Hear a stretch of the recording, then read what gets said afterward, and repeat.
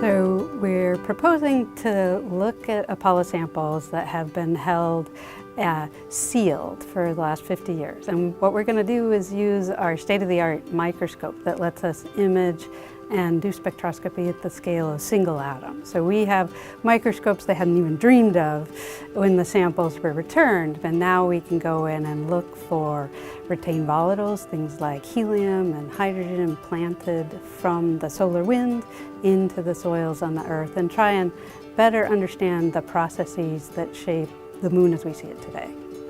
So we already have some samples that have been exposed at room temperature for 50 years, and last year we were able to measure helium in little bubbles in the surface of one of these samples, and we're really excited by this result.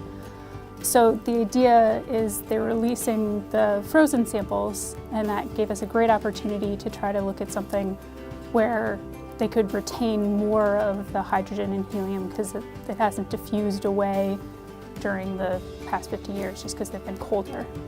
This is a once-in-a-lifetime opportunity for us. I mean, the samples are untouched, sealed vials since they were returned to Earth. This is the first time since kind of the initial samples were brought back 45 or 50 years ago.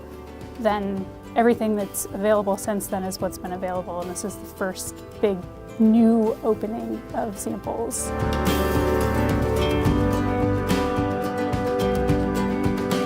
Look up and dream. You can get there even if you can't travel there. You can look at the samples that have come back right here on Earth. So I use my microscope to explore the solar system, the moon, and other asteroids, comets, and so on.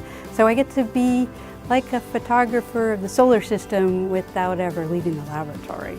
I would tell them to just keep wondering and, ask those questions and find the books and the trustworthy resources that talk about it, and you will email some scientists.